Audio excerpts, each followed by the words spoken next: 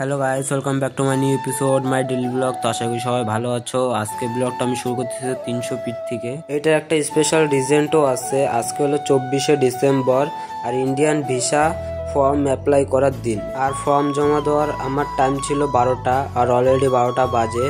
আর আমি এখনো আসছি 300 ফিটের রাস্তায়, আর এখন এই রাস্তার থেকে বেরোতে হবে আমার তাড়াতাড়ি।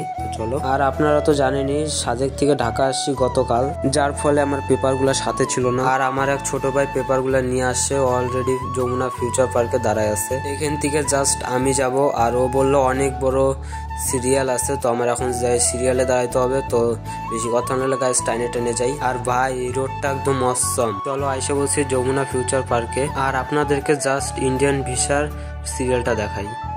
ভাই সাফ।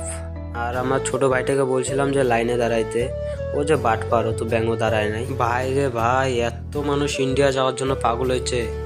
আমি লাইন পাবো কিনা আজকে সঠিক জানি না গাইস, দেখি তাও চেষ্টা করে। চলো সিরিয়ালে দাঁড়ায় পড়ছি। সিরিয়াল অনেক বড়, 1,500 মানুষ, কিন্তু আমার সাবস্ক্রাইবাররা বুদ্ধি করে আমাকে চিপা চুপা দিয়ে ঢুকাই দিছে।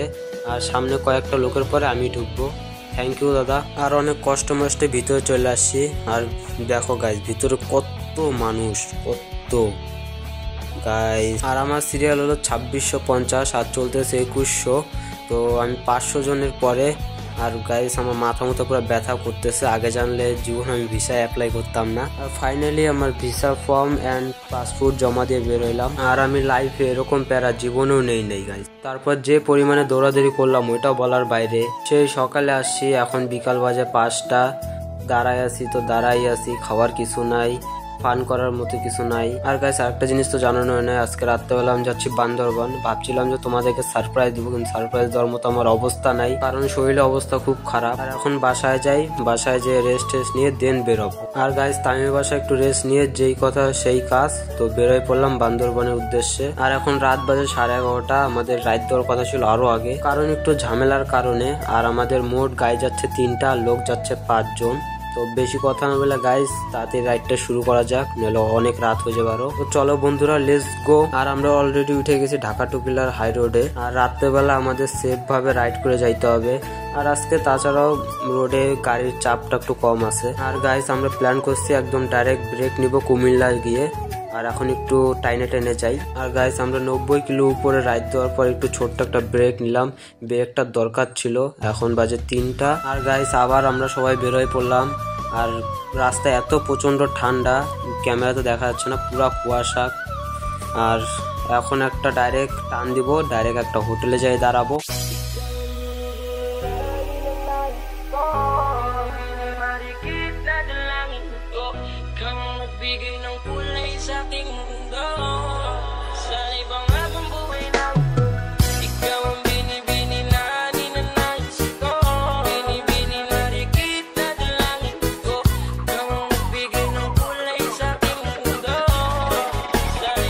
আর এখানে এসে ছোট্ট একটা হোটেলই খোলা পাইছি, আর কোনো হোটেল খোলা পাইনি। তো দেন এখান থেকেই কিছু খাই দিয়ে বেরোয় যেতে হবে। আর খাওয়া দাওয়া শেষের পরে একটা ছোট্ট করে চা খাই আমাদের ব্রেকটা শেষ করলাম। তা আবার রাইড শুরু করে দিচ্ছি আমরা। আর গাইস চট্টগ্রাম শহরটা খুব উন্নত, আর ভোরবেলায় আরো সুন্দর লাগে দেখতে চট্টগ্রাম শহরটা। আর আমরা এখন ঢুকে গেছি বান্দরবানের রাস্তায়, আর এই রাস্তা দিয়ে সোজা বান্দরবান যেতে পারবো। তো গাইস এত জার্নি করার পর আমরা বান্দরবান ঢুকে গেছি।